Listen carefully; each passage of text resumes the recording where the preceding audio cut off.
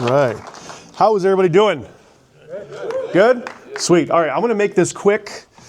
We're going to 20, 30-ish minutes. The cool stuff isn't here. Like, the cool stuff is actually in the beginning of the talk and at the end. So huge shout out to HalfStack Phoenix, HalfStack in general, for bringing me back. This is the second time I've spoken at a HalfStack event. Super stoked to be back in Phoenix. So if you see Dylan or anybody that is helping to organize this event, any volunteers, give them a handshake, an elbow, whatever your preference is. I would really appreciate that. Sponsors as well. If we didn't have sponsors, we wouldn't have developer community. We wouldn't be able to put on events like this. So I really, really would appreciate it if you could also thank the sponsors if they are here in the building, and if not, if you're on socials, thank them for donating their money and their time to keeping the developer community going. This is the official hashtag for the event. Hopefully y'all are still on Twitter. It'll never be X. It will always be Twitter. And if you don't agree with that, we have 2 exits right here. You can freely leave and you will not hurt my feelings. But LinkedIn, Facebook, Blue Sky. Is anybody still on Mastodon? Foursquare? No, get out of here. Take your food and go. So this is the official hashtag for the event. Also hashtag or tag the HalfStack conferences as well. It's really good when you do this because the organizers and the volunteers can see the engagement, see what people are talking about, see what they liked, what they disliked, because people like to talk shit online, and that's just the way it goes. This is another hashtag. This is kind of for me and the developer community as a whole. I live and breathe developer community. Developer community is my lifeblood. I travel all over the world and talk about cool web and software technology. I actually have to leave here and go to Sweden for another conference before I head back home. Y'all are my lifeblood, so if you are tweeting or putting anything on LinkedIn, Blue Sky, if you hashtag developer community, that would be sweet. The slides are available for this talk right now and all the resources, and I'm also recording this talk, and this talk will be up. So if you take a scan of this QR code, or you can go to shownotes.tuxcare.com, you also can enter to win a prize. I think we have a pretty cool webcam on there that you can get notified about when the video posts. So I'm going to try to post a video within the next couple days while I'm in the airport. Get that. So if you want to rewatch this talk again on the video, or get the slides, they will be available. But the slides are available right now. This will be available at the end of the talk as well.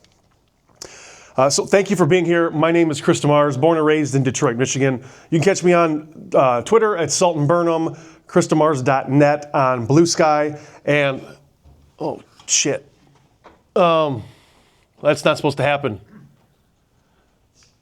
Just kidding. I'm a senior developer advocate. I work at TuxCare. TuxCare is a security company. We do endless lifecycle support for end-of-life solutions. So if you're running older versions of Angular, Python, .NET, we come in, we patch those things for you, and we keep you patched moving forward.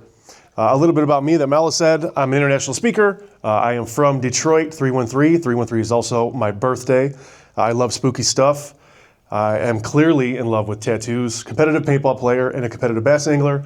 And I also believe in cryptids, UFOs, or ghosts and UFOs. So if you don't care about anything I'm talking about today and you want to talk about those 3 things, please let me know, because we can have total side conversations. Does everybody believe in Bigfoot? Yeah. Come on, you nerds. Everybody believes in Bigfoot, right? What's your favorite cryptid? Mothman, that's the only answer. Mothman is the only answer. Everybody believe in ghosts? All right. What about UFOs? Well, good. Then you're here to talk about UFOs, because I don't talk about a lot of tech. It's like, this is all about UFOs. So hopefully you came and you want to stick around for this. The talk is called Close Encounters of the Data Kind, exploring UFO sightings with MongoDB and NextJS. We're going to talk about a little bit of this stuff, but like I said, the cool stuff is going to happen right now and at the end. But first, I want to go through some UFO and UAP history. Does everybody know what UAP stands for? Yeah. What's it stand for? Unidentified aerial phenomena. My man, Jeff in the front row. Let's give him applause for that one. Awesome. No, I love it. So we're going to talk a little bit about sightings and abductions before we get into the tech, and then deploying some data. Was anybody alive in 1947 for this? Of course you were. So July 1947 was the Roswell incident when Mac Brazel, he identified some things that were on his property. Then we had Jesse Marcel come through, and then there was a whole lot of, this is a weather balloon, this isn't a weather balloon, and then it came out later in the 70s Jesse Marcel said this was not a weather balloon. This was actual stuff that we recovered from a crash in Roswell in 1947. So if you weren't familiar with Roswell in 1947, now you are. Is anybody familiar with the Betty and Barney Hill story? No? How many people believe in UFOs and UAPs in here? Then y'all should know about Betty and Barney Hill. Come on. So Betty and Barney Hill, first documented abduction case in the 60s. This was highly controversial because this was during the Civil Rights Movement, and things like this just didn't happen. So they couldn't come out and talk about the abduction that happened because they were in fear of the repercussions. But sort of the story was they were coming back from a trip. They were going back to their home. They lost track of time, at least a couple hours. There was keys that were left on the table when they woke up. They don't know how the keys got there. There were markings on their vehicle. There were stains on Betty's dress. And at the end of the day, she recalled through psychosis the Zeta Reticuli star system.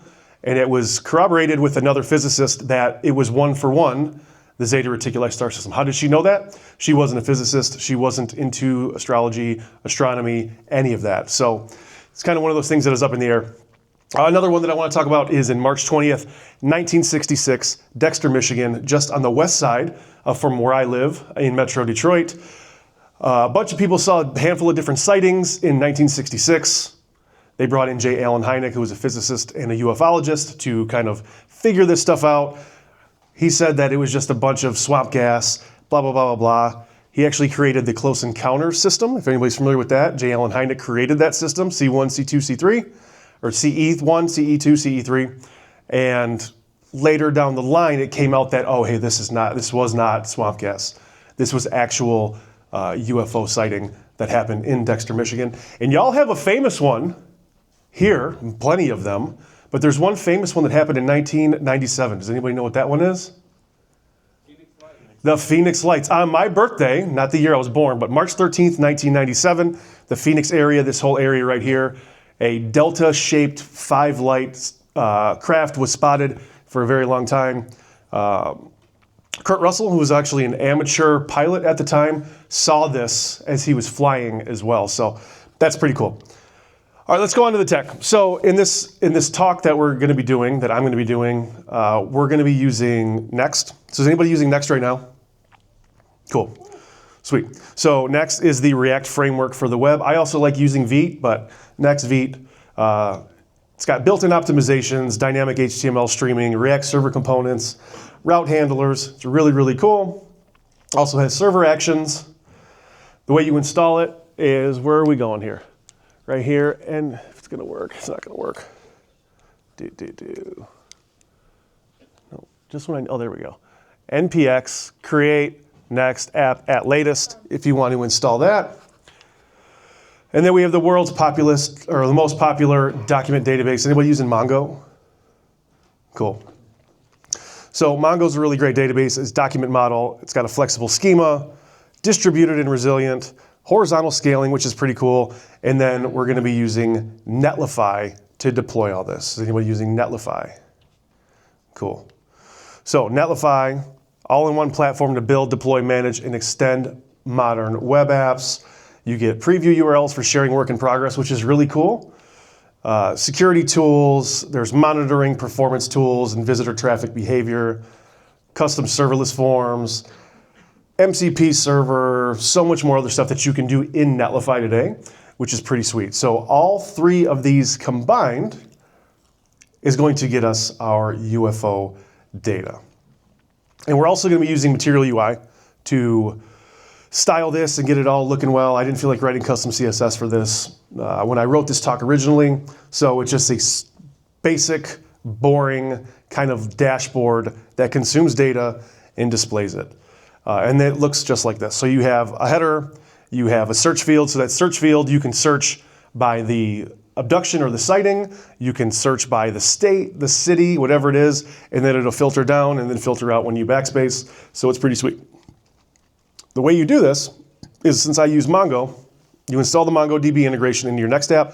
Mongo provides a Next integration already, so there's like nothing else that you really have to do. It's npx create React app or create Next app, And then the example, you just pass it an example flag. Make sure that you pass it with MongoDB so Mongo knows, and then just call it whatever you want. So we called it close encounters. After you do that, you cd in the close encounters folder, you npm I all the things, and then you run npm run dev, and that should spin up your Mongo and Next kind of scaffolded project without anything in it. So with Netlify, we're going to be using Compass. Does anybody use Compass to consume data? Sweet. So Compass is really cool. It's just a UI to consume data that you can connect a connection string to depending on what platform you're using. This one, I'm using Atlas. So Atlas is another platform where you can deploy to the cloud for free, which is pretty sweet. You don't have to pay for anything, at least for one cluster. And you take the connection string from Atlas, you put it into Compass, consumes that data, spits it out, handles all that middleware information, and then puts it out to the web. So Compass, it's a free interactive tool for querying, optimizing, and analyzing your MongoDB data. You get key insights, drag and drop to build pipelines, and more. So this is what it looks like. This is just the UI right here. It contains the data that you put in there.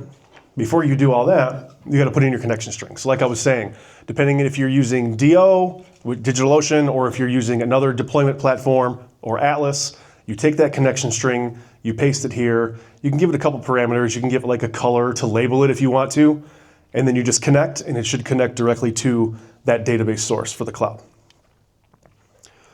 So the structure of this, it's just a regular React Next structure, right? You have your components in your component folder, you have pages, and that's kind of the gist of all of this. In our pages, we're pulling in a bunch of cool stuff from material, so we'll just run through all that. We have a box component.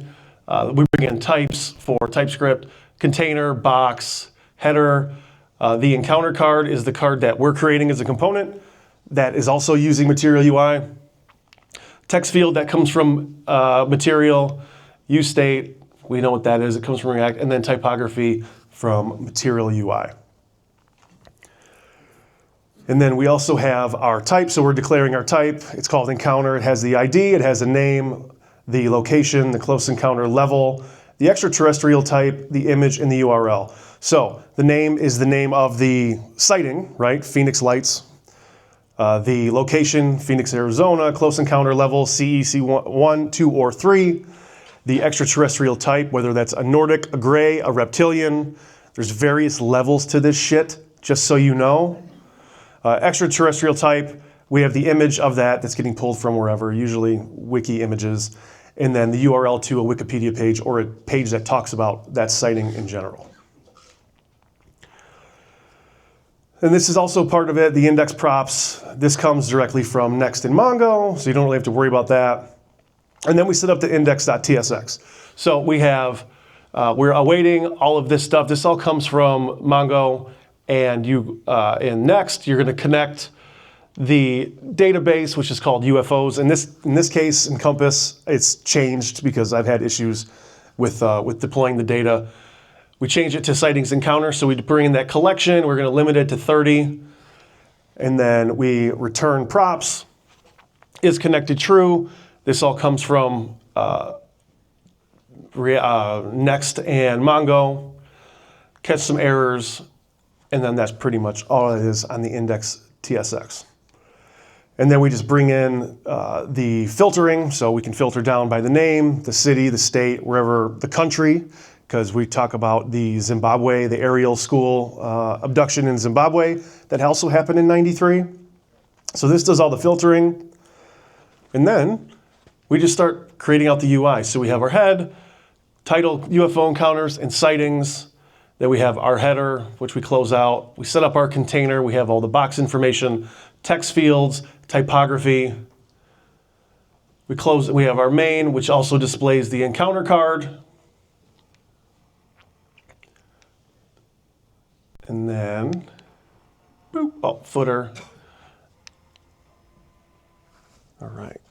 And then this is just our header, TSX. Very short, it just brings in the stuff that we need, the UI components from Material, and we just build that out, right? So we bring in the box, we bring in the app bar, the toolbar, the typography, and then we close it out, and that's good to go. And then all it does, it just looks like that. It's super simple. It's short, it's a small file. We're not doing anything fancy here. We're just titling it, making it full width, and then giving it a background color. Then we have our encounter card. Like I said, this is the boring stuff. We just bring in the same stuff before. We bring in all the MUI stuff, the material UI stuff to create it. And then we have our type. So we bring in our type, our ID, our name, our location, our close encounter level, our extraterrestrial type, our image, and our URL. And that's really what it looks like. We have our image, we have the name, Betty and Barney Hill abduction, New Hampshire, USA. It was a close encounter level 4. The species, they were gray aliens. Gray aliens usually come from the Zeta Reticuli system. If I'm talking a lot of stuff that makes no sense, please do some research on this, because it is what it is, and this stuff is amazing. I don't know how much time I have left, but I love this picture right here. I'm going to show a little demo. Do I have time for a demo? I'm guessing I have time for a demo. I'm going to show the demo, I'm going to close it out, and then we can rock and roll with the next speech. Let's see here. All right. So, well, if you want to see a demo, I appreciate it. Thank you so much for the comic relief. I'm overloading all of my nerd stuff here, so it's not going to work. But if you want to see a demo, it's pretty sweet. We put in some data in Compass. We connect that repo, we connect the data to Netlify, we run a build, and then we see the before and after when the data is added, and then you can update that stuff in real time. So I would say, oh, here we go. Now it's not working at all. What's going on here?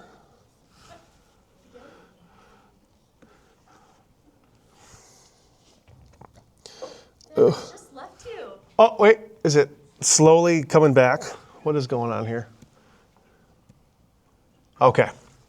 So what did we learn? We learned a little bit about UFO history. We learned a little bit about NextJS, a little bit about MongoDB and Compass, Netlify, and we didn't get to learn about storing data. We learned about storing data, but we didn't learn how to deploy that to the cloud using Compass and Netlify and Atlas. So come and see me if you want to do that. I would really appreciate it. I like showing off stuff like that.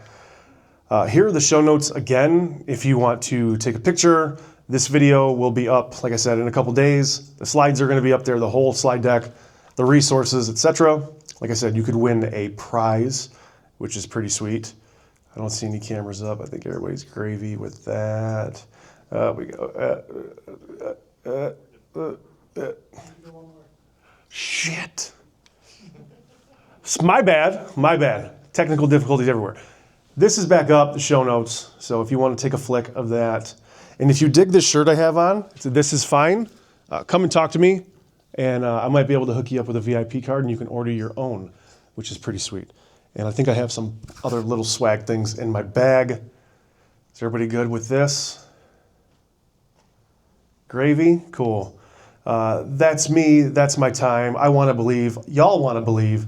And let's just bring up the next speaker. Thank you.